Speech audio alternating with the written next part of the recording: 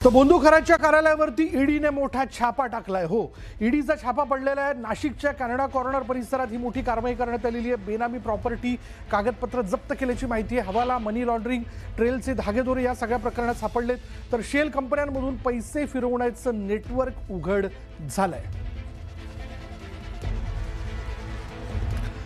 तर ईडीच्या चौकशीत बोंदूखराच्या अडचणीत आणखी वाढ होणार आहे। ईडीच्या हाती मोठं घबाड लागल्याचं कळत आहे। खरात संबंधित अनेक अधिकारी रडारवरती डिजिटल आणि आर्थिक सामग्रीचं विश्लेषण जे ते सुरू करण्यात आलं आहे। नाशिक, मुंबई, पुणे, शिर्डीमधील 13 ठिकाणी ईडीची शोध मोहीम जी आहे ती सुरू आहे।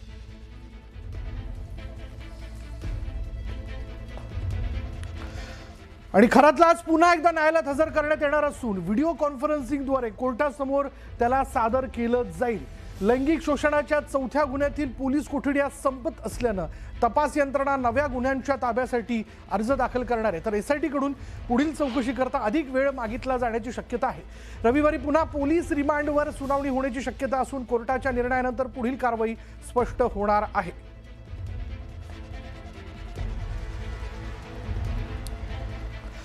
खरातच्या अटकेला आता 1 महिना पूर्ण झाला असून त्याच्या विरोधातील गुन्ह्यांचा आकडा सातत्याने वाढताना दिसतोय।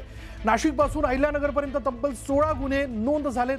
17 मार्च रोजी अटक झाल्यानंतर तपास यंत्रणांनी चौकशीचा वेग वाढवला असून आतापर्यंत 9 गुन्ह्यांसह 58 क्लिप आणि 130 खात्यांचा तपास सुरू आहे। महिलांचं शोषण आणि कोट्यवधी रुपयांची फसवणूक केल्याचा आरोप समोर आलाय। ईडी आणि एसआयटी कडून मालमत्तेचा शोध सुरू असून मोठ्या आर्थिक साम्राज्याचा पर्दाफाश होण्याची शक्यता आहे।